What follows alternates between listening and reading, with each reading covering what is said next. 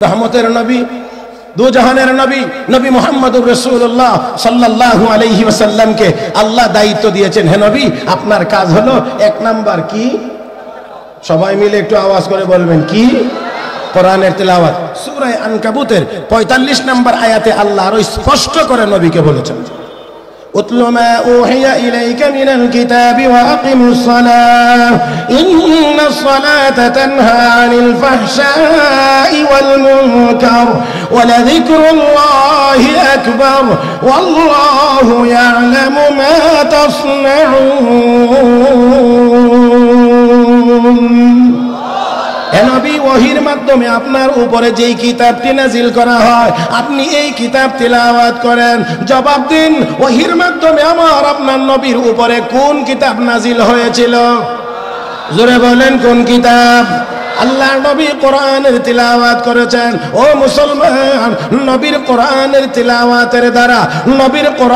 তিলাওয়াতের দ্বারা কাফের বেঈমান মুসলমান হয়ে যেত মুসলমান হয়ে গেছে নবী কোরআন তিলাওয়াত করেছেন তিলাওয়াত শুনে কাফের বেঈমান মুসলমান হয়ে যায় এই জন্য আবু জাহেলের কাছে বড় ভালো লাগে আপনারা সজাগ আছেননি না আমার কথা বুঝেন না তাহলে উত্তর দিতে এই গ্যাপ কেন আমি যখন জিগাই উত্তর দিতে কয়েক সেকেন্ড গ্যাপ হয় আর একটু ঠাস ঠাস করে জবাব দিতে হবে আল্লাহ তৌফিক দান করুন আমার ভাইয়েরা বিশ্ব নবী কোরআনের তিলাওয়াত করেন কাফের বেঈমান মুসলমান হয়ে যায় আবু জাহেলের কাছে ভালো লাগে আবু লাহাবের কাছে ভালো লাগে উতবা সাইবা ওয়ালিদ ইবনে মুগীরা আখনাস বিন শুরাইক তাদের কাছে ভালো লাগে না কোরআনের তিলাওয়াতে মানুষ মুসলমান হয়ে যায় তার স্বভাবের পরিবর্তন হয়ে যায় চরিত্রের পরিবর্তন হয়ে যায় মুসলমান হয়ে যায় এই জন্য তাদের কাছে ভালো লাগে না এই জন্য আবু জাহেলের গোষ্ঠীরা কখনোই নবীর জবানে কোরআনের তিলাওয়াত চলো এটা তারা কখনোই চাইতো না চায় না আমার ভাইয়েরা নবী তিলাওয়াত করতেন আবু জাহেলের গোষ্ঠীরা এবং তার সাঙ্গপাঙ্গরা তিলাওয়াতে বাধা সৃষ্টি করত তাহলে মনে করতে হবে কিয়ামত পর্যন্ত তিলাওয়াতে যারা বাধা সৃষ্টি করবে তিলাওয়াতে যারা বিরোধিতা করবে তারা আবু জাহেলের নাতি পুতি ছাড়া আর কিছুই হতে পারে না একদম সোজা কথা وقال الذين كفروا لا تسمعوا لهذا القرآن والغوا فيه لعلكم تغلبون আবু জাহেল বলতো যেখানে তেলাওয়াত হয় সেখানে হট্টগোল গন্ডগোল করবা কোনোভাবেই যেন মুহাম্মদ নির্বিঘ্নে তেলাওয়াত করতে না পারে তার তেলাওয়াত যেন কারো কানের ভিতরে গিয়ে পৌঁছতে না পারে আরে ভাই মুহাম্মদুর রাসূলুল্লাহর জবান দিয়ে তেলাওয়াত হয় তেলাওয়াত যা হয় এটা তো মুহাম্মদুর রাসূলুল্লাহর কালাম না এটা তো আমার আল্লাহর কালাম কার কালাম কোরআন কার কালাম তাহলে নবীর জবানে তেলাওয়াত হবে নবীর তেলাওয়াত কে শুনবে না কার কানে যাবে না এটা তো চিন্তা করার বিষয় নবীর না এটা কার এই জন্য তারা যতই বাধা দিয়েছে কোনোভাবেই ফিরাইয়া রাখতে পারে নাই এমন কি মিস্টার আবু জাহেল নিজেও তো রাতের অন্ধকারে চুরি করে গিয়ে বিশ্ব নবীর জবানের তেলাওয়াত শুনে আসতো ও মুসলমান পারবে না কারণ এটা পারার কথাও না কারণ কালাম কার আমি খুব সংক্ষেপে একজন সাহাবীর নাম বলি নাম হযরত তুফাইল ইবনে আমর রাদিয়াল্লাহু তাআলা আনহু বাড়ি মক্কার বাহিরে মক্কায় আসতেন হজ করার জন্য আল্লাহর ঘর তওয়াফ করবেন মক্কাতে আসলেই মক্কার লোকজন তার বন্ধু বান্ধব বলতে শুরু করেছে তুফাইল আমাদের মক্কাতে একজন লোক আছে নাম তার মুহাম্মদ জোরে কোন সাল্লাল্লাহু আলাইহি ওয়াসাল্লাম একজন ব্যক্তি আছেন তার নাম মুহাম্মদ বাবার নাম আব্দুল্লাহ সে নিজেকে নবী বলে দাবি করে এই ভাই নবী বলে দাবি করে এটা তাদের কথা দাবি করে নবী হওয়া যায় আল্লাহর রাস্তায় আরেকটু জোরে কোন তো দেখি দাবি করে নবী হওয়া যায় দাবি করে ভণ্ড হওয়া যায় দাবি করে কাফের হওয়া যায় আর কেউ যদি বলে আমি নবী, সে তো নবী হবে দূরের কথা, মুসলমানও থাকবে না। এই জন্য গোলাম আহমদ কাদিয়ানী দাবি করেছিল আমি নবী, সেই জন্য সে নবী তো না, ভণ্ড এবং কাফের। দাবি করে নবী হওয়া যায় না। নবী কে বানান? কে বানান? তাহলে দাবি করার দ্বারাই বোঝা যায় এটা ভেজাল। এখানে ওলামায়ে কেরাম আছেন, জিজ্ঞেস করেন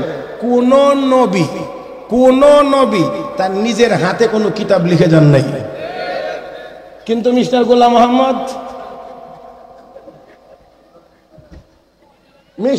মোহাম্মদ নিজেই কিতাব লিখেছেন। এতে করেই বোঝা যায় বন্ড হওয়ার জন্য আর কিছুই লাগে না। কোন নবী নিজের হাতে কোনো কিতাব লিখে যান নাই। আর আমাদের নবী তিনি তো লিখতেও জানতেন। কথা কয় না? وما كنت تتلو من قبله من كتاب ولا تخطه بيمينك إذا لارتاب المبطلون। আরে আমার নবী অক্ষর জ্ঞান মুক্ত ছিলেন, অক্ষর জ্ঞান। আবার আপনারা একটু ভুল বুঝবেন না, অথবা কেউ ভুল বোঝার চেষ্টা করবেন না। নবী অক্ষর জ্ঞান মুক্ত ছিলেন। অক্ষরের নাম এলেম নয়, অক্ষর হলো এলেম অর্জনের মাধ্যম। আল্লাহ, এটা যদি বুঝতে দেরি হয় তাহলে বড় অসুবিধা। অক্ষরের নাম মূল এলেম না, অক্ষর হলো এলেম অর্জনের মাধ্যম। এটা কি? এটা একটা পোস্টার না? এটা তো বলবেন এখানে কিছু অক্ষর লেখা আছে। এই অক্ষরগুলো পড়ার মাধ্যমে আপনারা জানতে পেরেছেন যে আজকের এই 17 তারিখে মারকাজুল কোরআন ও সুন্নাহ মাদ্রাসার বার্ষিক মাহফিল হবে। এখানে উলামায়ে কেরাম এই উলামায়ে কেরাম আসবেন। এই যে জানতে পেরেছেন এটার নাম হলো এলেম, আর এই অক্ষরগুলো হলো সেই এলেমের মাধ্যম। আমার আল্লাহ আমার নবীকে কোনো মাধ্যমে এলেম দেন নাই। আমার নবী বলেন আমার আল্লাহ সরাসরি আমাকে এলেম দিয়েছেন। উতিতু ইলমাল আউয়ালিন ওয়াল আখিরিন। আমার আগের মানুষ, আমার পরের মানুষ সবাইকে মিলাইয়া যত এলেম আমি মুহাম্মদুর রাসূলুল্লাহকে আল্লাহ দিয়েছেন তত এলেম।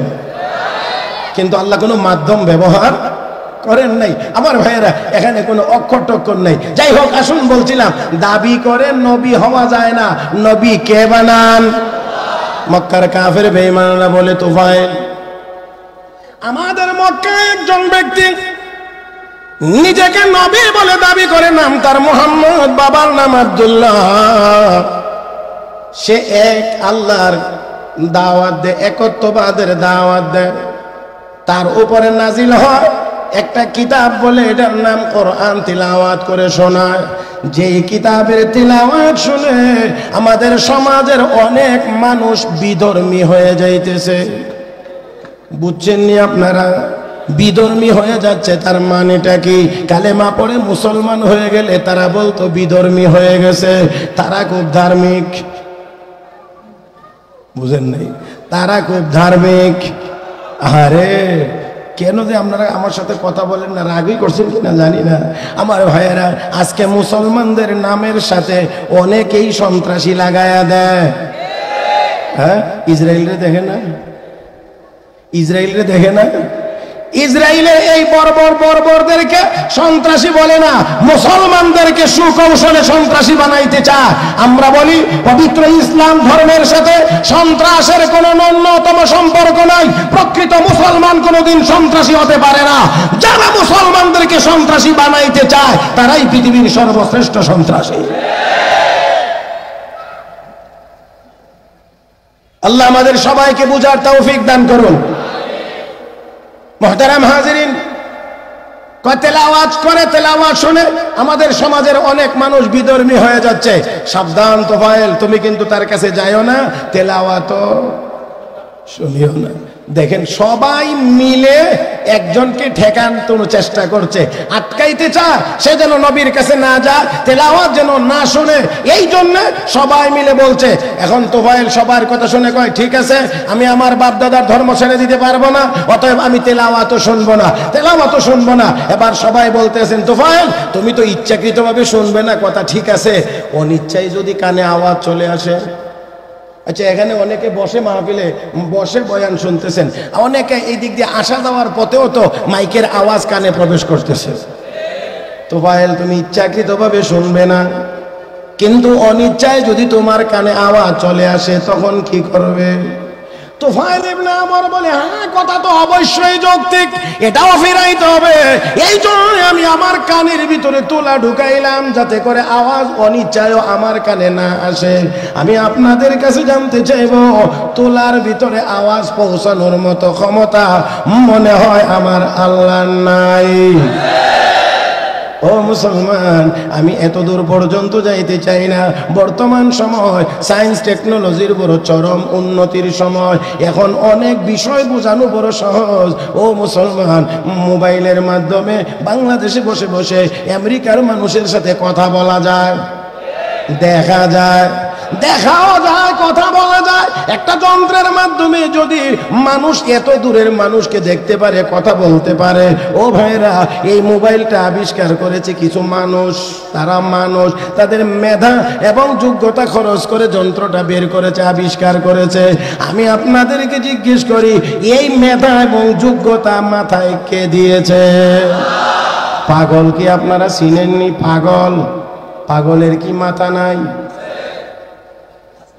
পাগলের কি মাথা নাই? তাহলে এরপরেও পাগল কেন?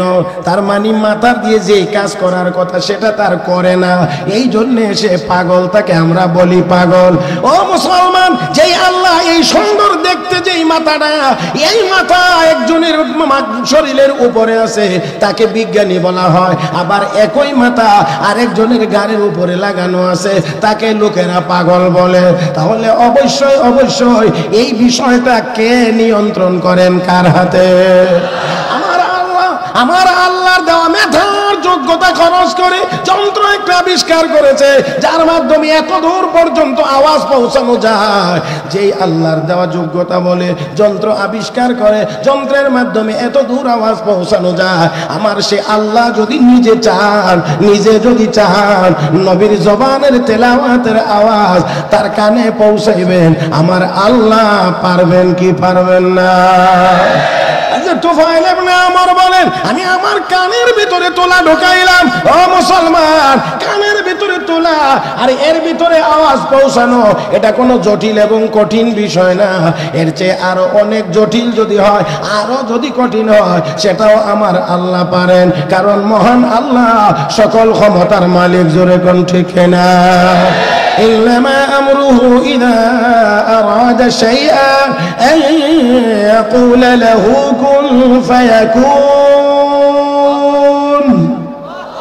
আমার আল্লাহ যদি বলেন হয়ে যাও, সাথে সাথে হয়ে যায়। এখানে আর কোনো কিছুই লাগে না, কোনো কিছুর দরকার হয় না। মুসলমান, তুফাইল ইবনে আমর কানের ভিতরে তোলা দিয়েছে যাতে করে অনিচ্ছায় যেন কানে কোরআনের তেলাওয়াতের আওয়াজ না আসে। দেখেন, যাবতীয় যা কিছু করতে আছে সবগুলো হলো কোরআনের তেলাওয়াত না শোনার জন্য, কোরআনকে ঠেকানোর জন্য, কোরআনকে আটকানোর জন্য। কিন্তু না না না, সবাই মিলে চাইবে ঠেকাইতে, আমার আল্লাহ যদি চান চালাইতে, সবাই মিলেও ঠেকাইতে পারে? পারে না, পারবে না, পারবে না। লক্ষ্য করে দেখুন, তুফাইল ইবনে আমর বলেন, অতঃপর আমি সব প্রস্তুতি নিয়ে এবার কাবার দিকে রওনা করলাম।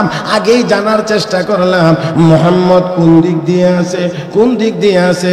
আমি জানতে পারলাম যে এই দিক দিয়ে, আমি তার অন্য দিক দিয়ে রওনা করলাম, চলতে লাগলাম, যাতে করে আমার সাথে তার কোনোভাবেই সাক্ষাৎ না হয়, দেখা যেন না হয়, কথা যেন না হয়, তেলাওয়াত যেন অনিচ্ছায় ওখানে না আসে। তোলা দিলাম, আমি চলতে লাগলাম, চলতে লাগলাম। ও মুসলমান, তুফাইল ইবনে আমর বলেন, চলতে চলতে হঠাৎ একবার আমার দৃষ্টি পড়ে গেছে মুহাম্মদুর রাসূলুল্লাহর চেহারা মোবারকের উপরে। আল্লাহ, আর একটু জোরে কর। আমার আল্লাহ চোখ ঘুরাইয়া দিয়েছেন। ও মুসলমান, বলেন চলতে চলতে হঠাৎ আমার একবার দৃষ্টি পড়ে গেছে বিশ্ব নবী মুহাম্মদুর রাসূলুল্লাহ সাল্লাল্লাহু আলাইহি ওয়াসাল্লামের উপরে। যেই মাত্র নবীজির চেহারা মুবারক দেখলাম, এত সুন্দর চেহারা, এত মায়াবী চেহারা, এই চেহারা দেখা মাত্রই আমার কলবে, আমার অন্তরে এমন এক আকর্ষণ আর ভালোবাসা সৃষ্টি হয়ে গেছে, যার কারণে আমি আর অন্য দিকে যাইতে পারি না। আমার মন শুধু চায় মুহাম্মদুর রাসূলুল্লাহর কাছে যাইতে।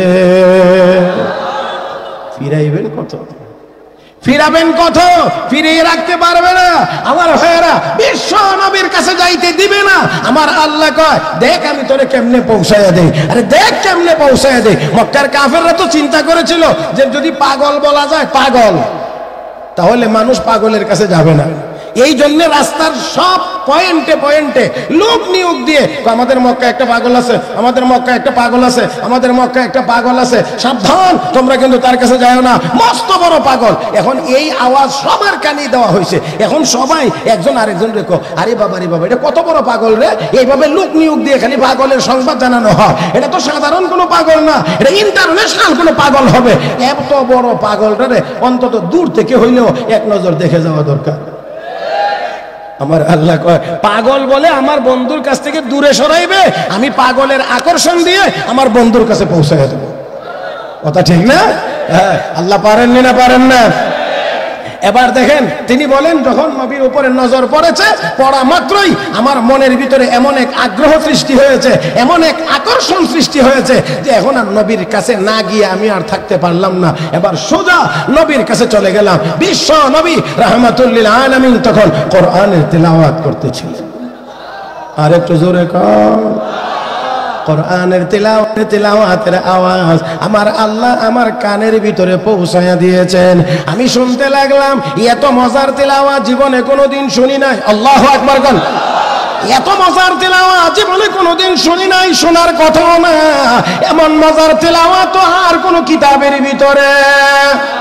রে মুসলমান, কোরআনের তেলাওয়াতের ভিতরে দুইটা জিনিস আছে। এক নাম্বার হলো মজা আছে, স্বাদ আছে, মজা আছে, স্বাদ আছে। দুই নাম্বার হলো পাওয়ার আছে, পাওয়ার, শক্তি আছে, অ্যাকশন আছে। আমার ভাইয়েরা, মজা এত বেশি, যতই তেলাওয়াত করা হয় মজা কোনোদিন কমে, মজা কোনোদিন কমে না।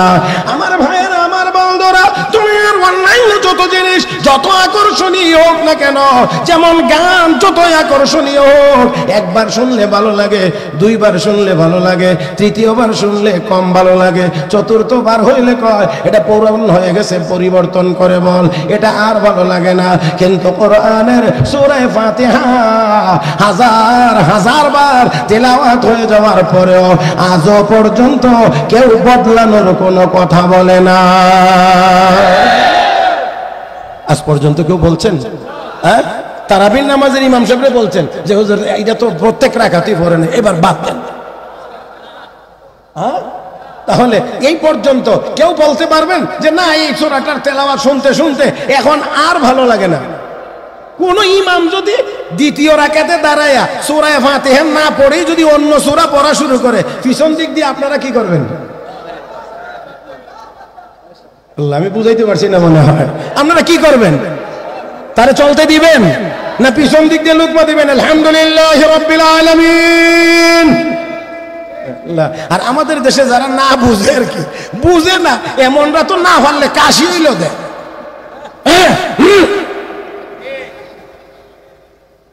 এর দ্বারা যে নামাজ নষ্ট হয় এটাও কিন্তু অনেকে জানে না। কি বলেন, ঠিক না? অনেকে জানে না। এই কারবারটা রমজান মাসে একটু বেশি চলে, জানি না আপনারা জানেন কিনা। রমজান মাসে একটু বেশি চলে, দেখবেন পিছন দিকটা কোনটা গলা কেকরানি, গলা পরিষ্কার, আর কোনটা সিগনাল, এটা আমরা মোটামুটি টের পাই।